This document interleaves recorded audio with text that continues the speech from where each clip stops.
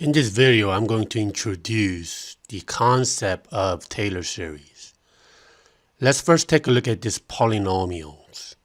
So you have y1 equals x, and y2 is x minus x cubed over 3 factorial. So basically, I added one more term to y1. And y3 is y2 plus x to the fifth over 5 factorial. And y of 4 is going to be y of 3 minus x to the 7th power over 7 factorial. So what I'm going to do is I'm going to follow this pattern and keep adding one more term to the previous term. So my y5 equals y of 4 plus x to the 9 over 9 factorial, and so forth. You get y of 9 equals y of 8 plus x to the 17 power over 17 factorial. What we're going to do is we're going to graph each polynomial and see what happens with our graphing calculator.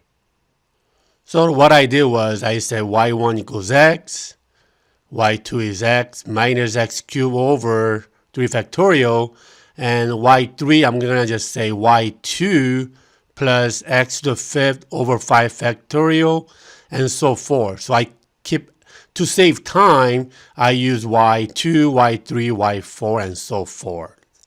By the way, if you want to find factorial, you got to press math and go to probability, and under probability is number 4.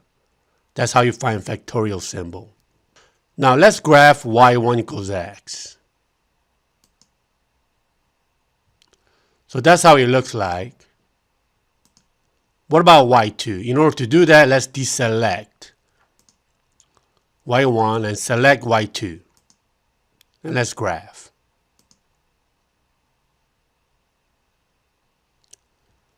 And what about y3? So you want to deselect y2 and just select y3 and graph.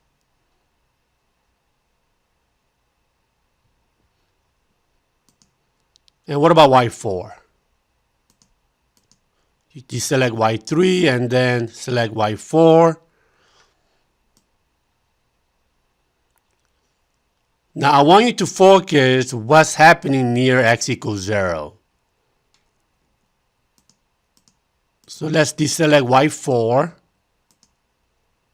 and let's select y5. Let's graph. And notice what happens as x is near 0.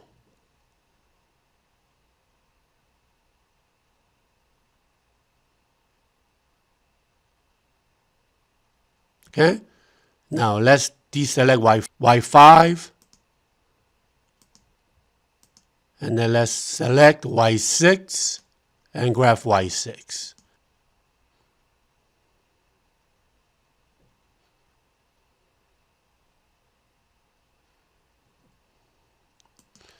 Now, using this pattern, let's graph y of 9.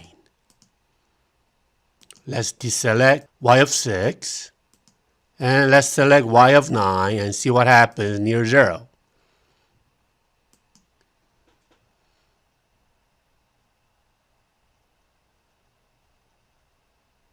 It's taking more time because we added more terms. Obviously, if you want to graph like y of 20, you know that it's going to take a lot of time.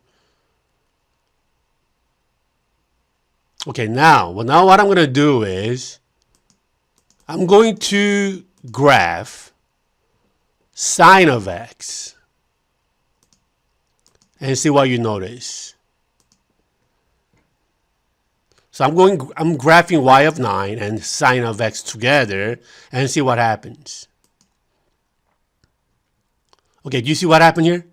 This polynomial is very similar to sine x in this interval right here. So in order to demonstrate how close they are, I'm going to estimate like sine of 0.3 using the polynomial and the actual value of sine. So let me go to the home screen. So sine of, make sure your mode is in radian. Make sure your mode is in radian. Sine of 0.3, which is near 0, is 0.29552020. Now, what about if we use the polynomial? Our polynomial was y9. So I'm going to choose y9 for number 9 of 0.3.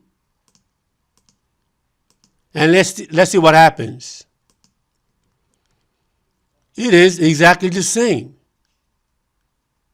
So basically, our y9 is very similar to sine of x within that interval that we just graphed.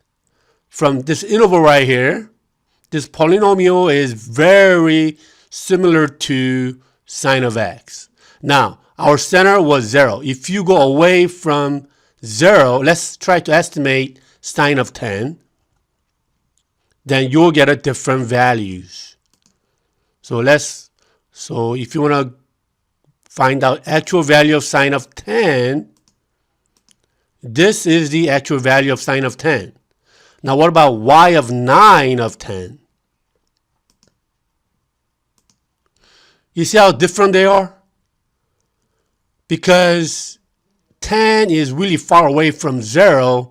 That's why it did not give you a good estimate. But near 0, like 0.3, the polynomial of y9 was very similar to sine of x. So basically, the Taylor series is making a function into a polynomial so that it is very similar to the actual function, the original function. So basically, this process was changing sine of x into a polynomial. The more term we add, the more this polynomial will look like sine of x. And that process is called the Taylor series.